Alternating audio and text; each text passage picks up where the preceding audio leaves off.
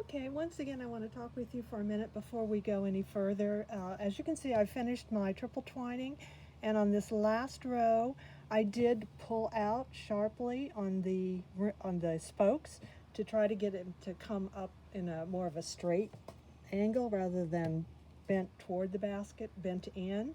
So my basket's a little bit wider than the sample, than the picture shows, but otherwise the weaving is the correct weaving. It's just going to look a little bit different just because each of us weave a bit differently, and I probably made the diameter here just a bit wider than it maybe should have been. It should have probably come in a little bit further, so if you haven't gotten to that point, you maybe can get yours a little bit smaller diameter than mine is. But I wanted to show you what we're going to be doing next and just talk about it. So there is a piece of flat oval, it's about 1/2 inch flat oval in your kit, and that actually is what we do the rim around. It goes on the inside, and as you can see, mine overlaps a slight amount here.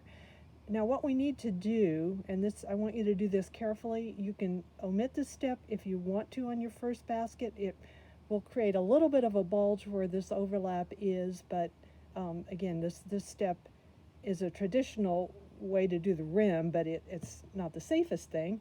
So what we normally do is I would mark the inside where this crosses over and the outside where it crosses over, and then I would trim the rounded part. Let me move this, take this out so you can see it and talk about it.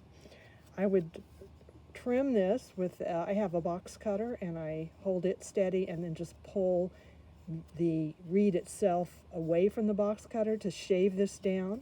And then I would also shave the inside of this part the same distance so that it's thinner, and that way it doesn't create a bulge here where the two ends overlap. Okay, so that is what you normally would do in baskets. I will leave that to your discretion if you don't feel comfortable doing that. And then what we're going to do next is the matchstick rim, and for that step, again, we'll need the spokes really, really wet because we're going to bend them severely around this and then back out to the outside. So that'll be the next video.